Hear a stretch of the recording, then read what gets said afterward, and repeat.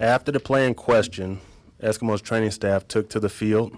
They observed Mike Reilly and assessed him for pain in his head or neck or headaches. Reilly said he did not have any such pain. Based on observation of Reilly by the training staff and the players' responses, there was no suspicion of concussion. After the subsequent play, Reilly raised concern over some concussion-like symptoms for the first time. The medical staff immediately removed him from the game.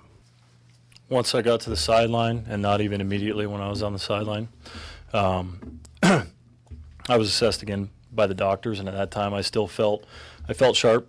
I felt clear-headed. I was able to answer all their questions and go through, all of the testing that they were asking me to do. At that time, they left me to collect my thoughts a little bit. Things slowed down.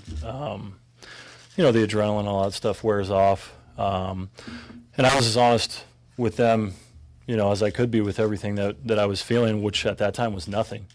And I felt very clear-headed. I felt very confident that I was going to be able to continue to play past that point. But after a few minutes had gone by, standing on the sideline, at that point I started to feel that things were maybe not quite all right. And as soon as that happened, I spoke with the medical staff again. And at that point, there was no question that I wasn't coming back into that game. That was a horrible, horrible football play. I was outraged as a fan. We always say that we want to protect our players, and I truly believe we don't want to see our players exposed to those kinds of hits. But again, I trust our league. I trust the decision-making process that they're going to go through in making an assessment as to the severity of that hit and the decision that they'll come down with. We will never put our players in, you've heard me say this often, we will never put our players in harm's way.